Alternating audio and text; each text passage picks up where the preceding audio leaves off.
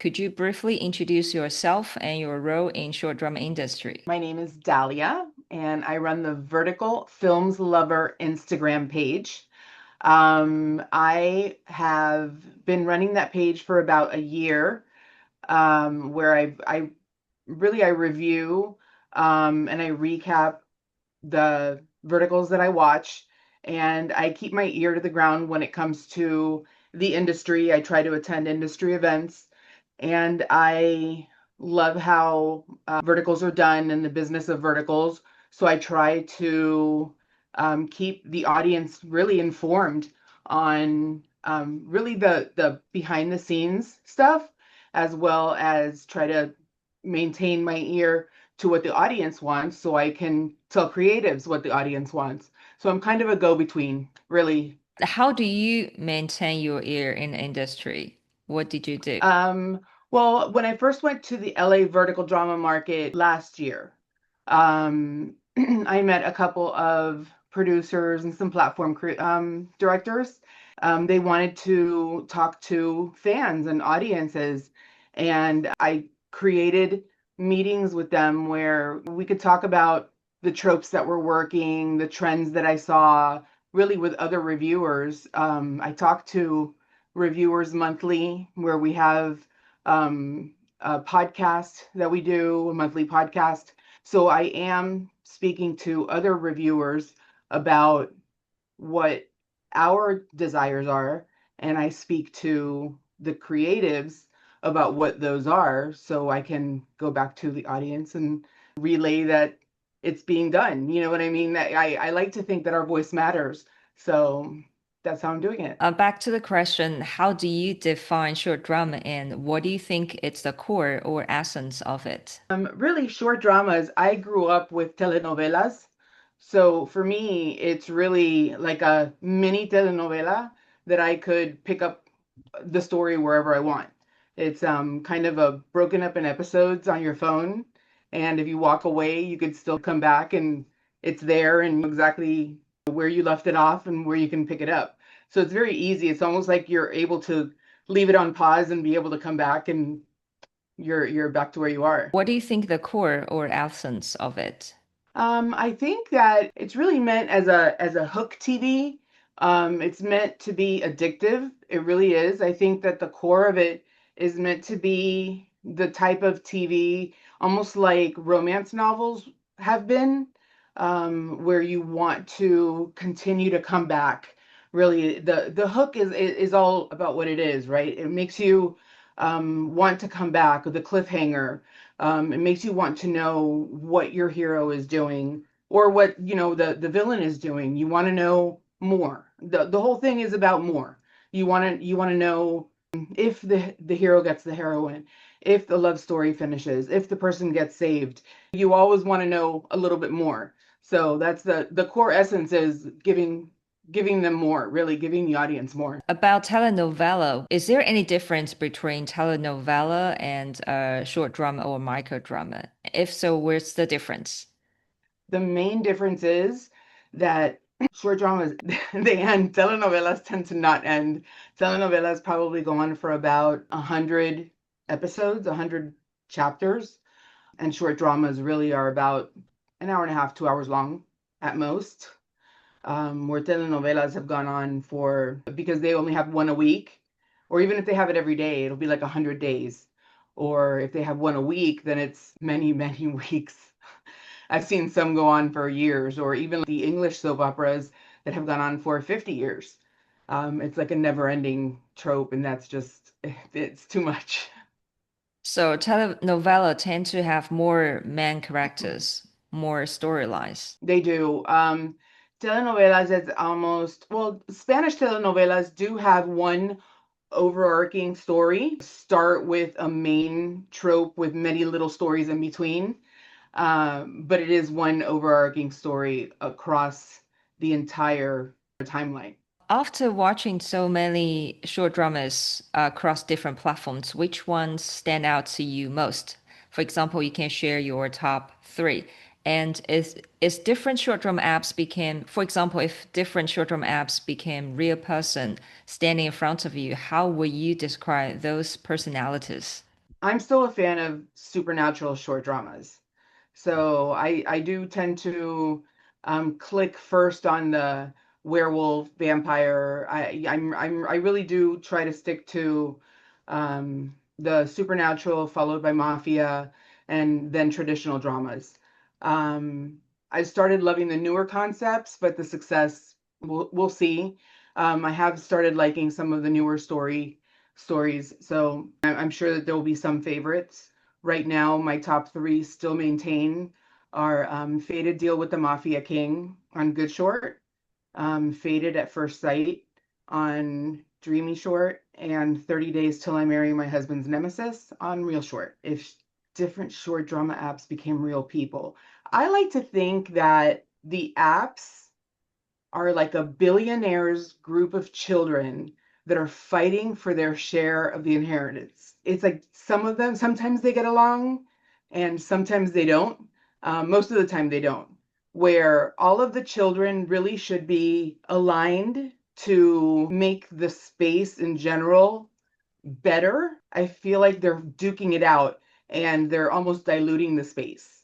I feel like a lot of the apps kind of fight with each other and there's too many of them. So it ends up kind of messing up the space. Every once in a while, you have two or three apps that say, "Oh, we'll all show the same show." So they kind of play nice. So it kind of helps the one show be successful. But most of the time, I think they're all in it for themselves, not playing well with the inheritance. But that's how the business goes, right? You I always know.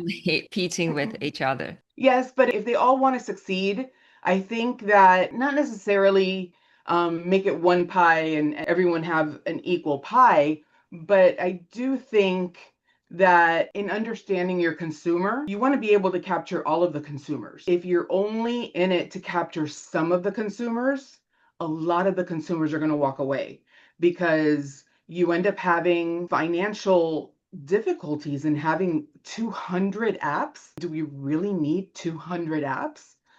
And the average person maybe has three or four apps. I have 30 something apps with subscriptions to about 20, but I'm a super consumer. Not everyone has what I have.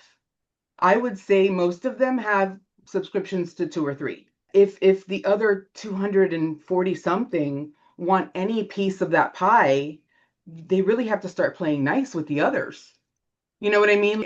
You have to figure out how to capitalize on as much of the pie as possible to be able to get as much participation. Really, you want everyone to be able to play in the same pool. Yeah, that Like it's makes for the sense. betterment, it's for the betterment of the genre, really. It's for the betterment of the media. You want the short dramas to be able to succeed as a whole. You know what I mean? You almost have to treat it like how TV all wanted to succeed. You want short dramas as a whole to succeed. So that's when all of the apps have to work together somehow to make it all succeed. I get that there's competition. I know that competition will always happen, but you do have to try and figure out how to either have a joint pricing system or download system or something to help the consumer out because you're going to be losing consumers left and right with 250 apps. We had a conversation before. You mentioned that you have your own way of analyzing short dramas. And what Yeah. is your approach and why did you develop it that way? Because I'm an emotional watcher. I take the stories very personally. I start relating to, and I do it with novels and with regular TV also. I get involved with the show. I start feeling like I'm in the show. If I wanted to be very fair with my reviews, I wanted to separate my emotion from the review points. So I separated the categories into six categories so that it could give each category a little bit of weight. And that way I could separate the emotion out of it. I could still be very emotional on a character or a performance, which could eventually affect that average. But if I don't like a trope or I don't like a character or I don't like a story, it'll show in the average. You know what I mean? It could be a little bit more weighted, it could be a little bit more fair. So in trying to play the role of a true critic, I wanted it to be a little bit more weighted. So I currently use story, character, actor and performance, chemistry of the whole cast, not necessarily the love story, trope usage, and pacing. So it's six different categories that I judge the drama as a whole, and I give it really it averages to 100%. So I give it an average to 100%. As far as I remember, you reviewed 2000 or even more. No, I've watched You over watched. 2,000. I've reviewed close to 500. After watching quite a few later, right? You do this review for six. The six dynamics I started probably in the last 4 or 5 months, mostly because I was going to be going to the drama market and I knew that I wanted to be a little bit more serious when I spoke to creatives, and I wanted my reviews to be taken a lot more seriously. Since I was going to be speaking to script writers about understanding your audience, I wanted them to feel that I was analyzing each category, not just looking at it from an emotional standpoint. How does your analysis help with the creation or production? Can you give me an example? Well, if I'm looking at it, if you can separate a story, you think of the characters, you focus on the roles that you're assigning, then you focus on the actors that you're assigning to that role, you focus on the actual story, you focus on how much need tropes. Really, you can itemize your story. You can figure out the popularity of each actor or the trope usages within, if it's going to be too many tropes. As a writer, really, I've seen writers kind of counter pacing. Each category will have its own nuance that they'll figure out.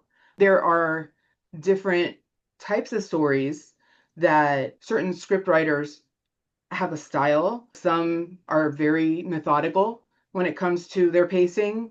Some are a little bit more slow burn, and it really will depend on the actors and whether the actors can maintain that and the popularity of the actors.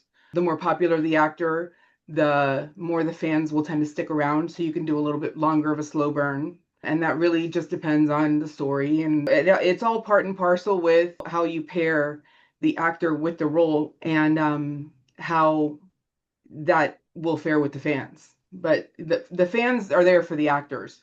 So I know that if it's a popular actor, you'll be able to do a little bit of a slower burn with the pacing. Let's pause for a second. A lot of people watch short drama and think this doesn't look that hard. But once you actually try to write one yourself, you realize short drama doesn't written like traditional film or TV. It's product thinking, audience expectation, pacing, and app buying logic. That's why we created Short Drama Writing 101, a practical course with real case studies, a self-paced online course with real case breakdowns, analysis, and access to our Discord creator community. What I'm trying to ask is, what about those creators from the industry? When you give them your review or when they read your review, is any parts that will change what they do in production? No, because it's already done.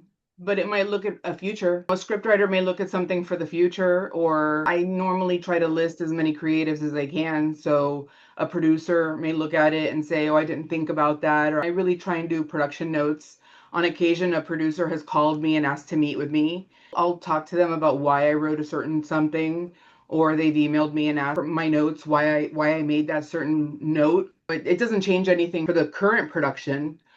It'll just be notes for the future. That's why I'm asking. There Right. might be something for them to improve or notice in the future. If you have a conversation with the founder of Short Drama Platform, what questions will you most want to ask them? There's two requests that I would have. If there were a couple of things that I could ask for, is two main requests are why aren't there warnings or ratings on short dramas? Asking about tropes, if there's anything that's too violent or just something that would be a trigger warning.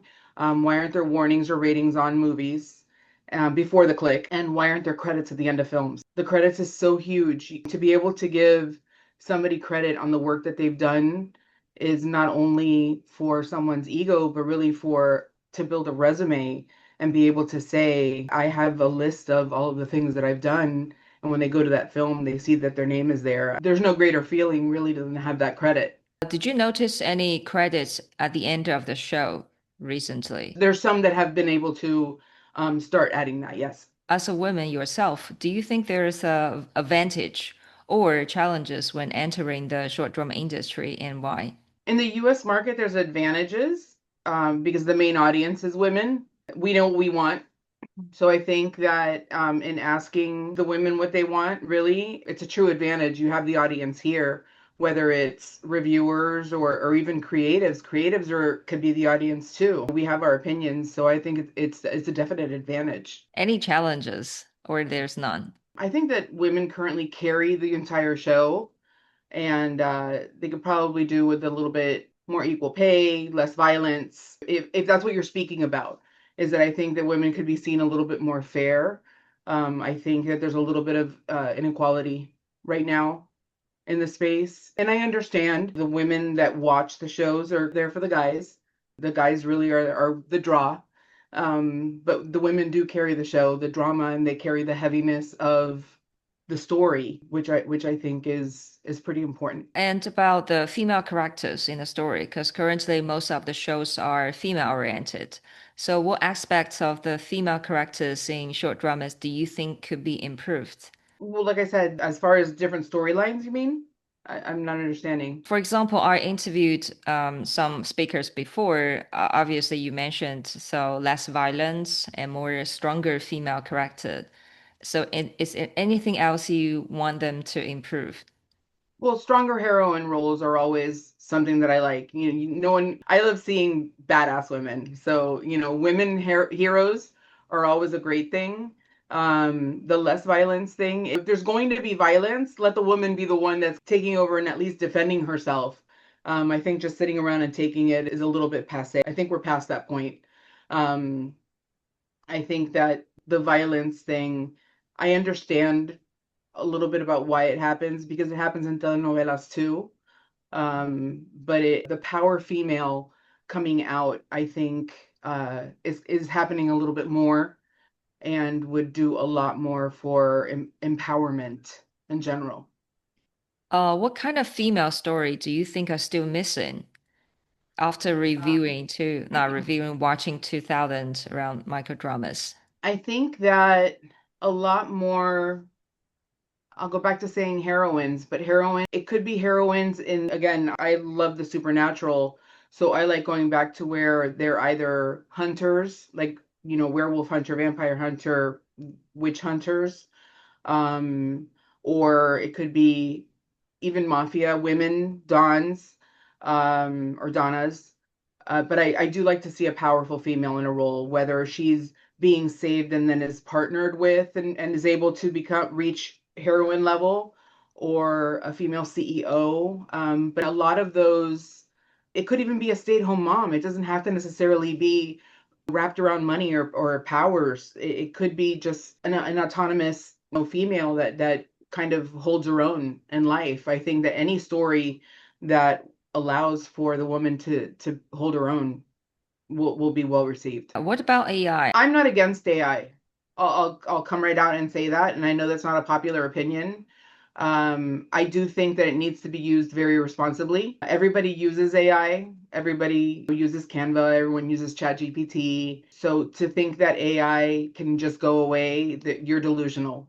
I think it's here to stay, and it's up to us and it's up to everybody to use it responsibly. I think that to steal somebody's identity and to use it irresponsibly is a very criminal and weak thing to do. What about the AI real person microdrama? Look like human. I think that there's a place for them. I know that we can't do on the current budget of microdramas, we can't do Game of Thrones style microdramas, but they can do Game of Thrones style microdramas in AI because I've seen them. They look fairly good. If there was a way to marry both of them where it is up front, close, they're real actors, and in the distance, there's dragons in AI, then I wish they could do that.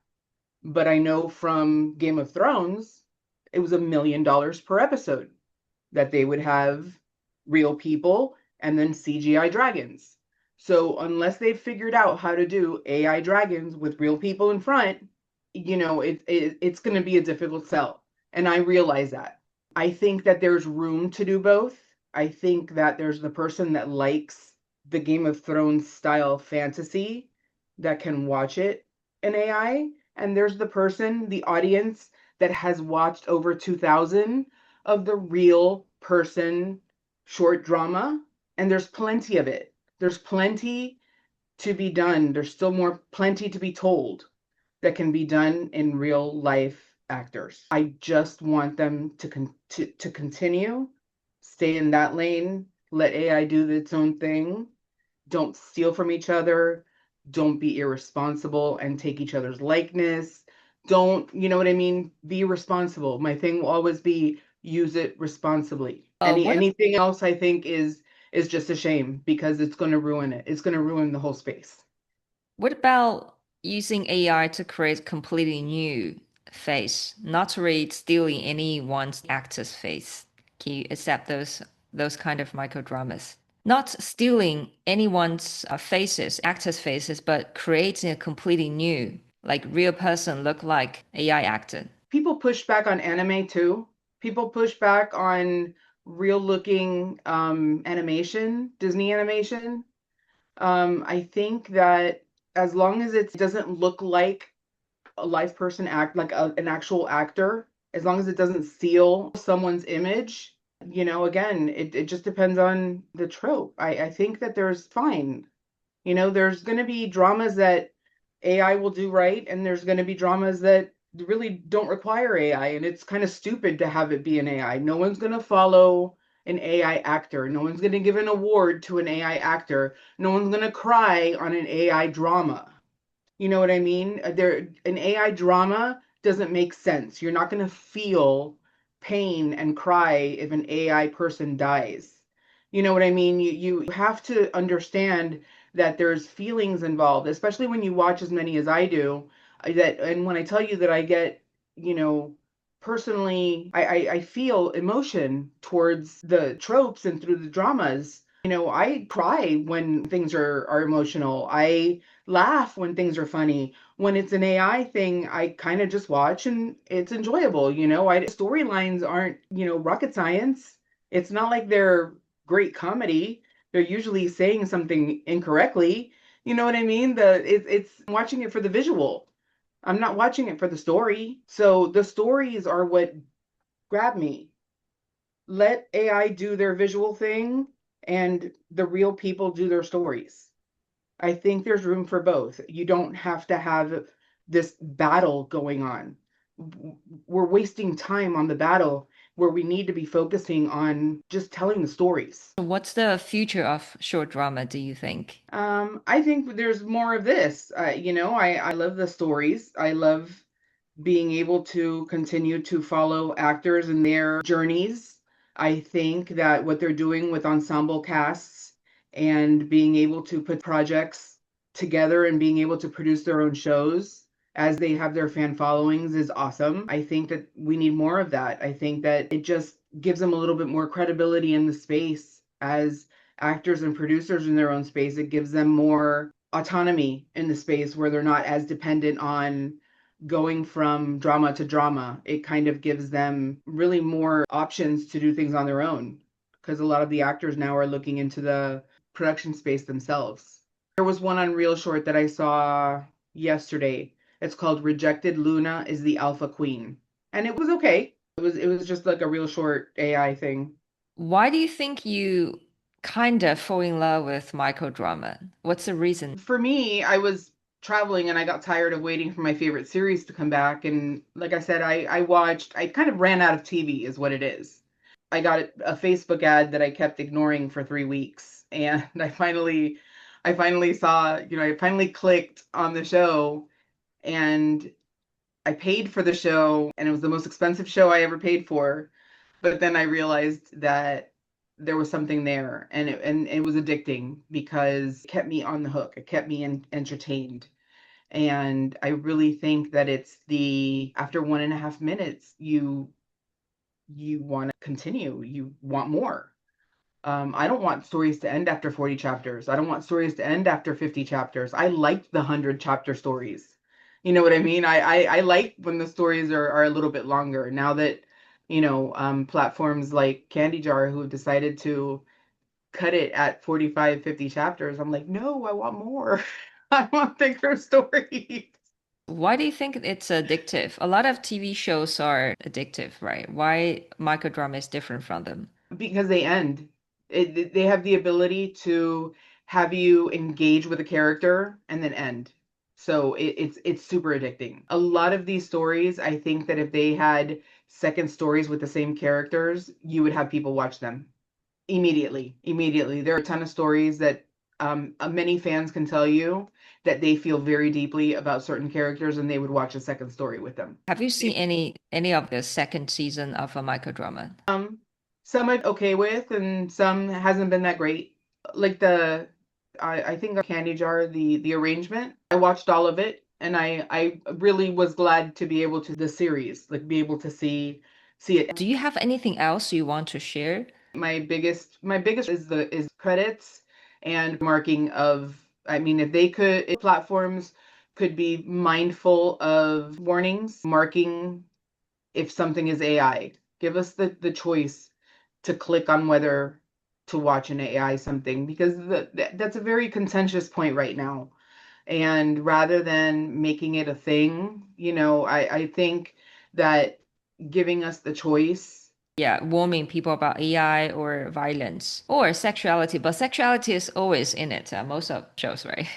Yes, but some are steamier than others. You could absolutely say whether there's going to be a little bit stronger. There's steamy and there's depiction of assault.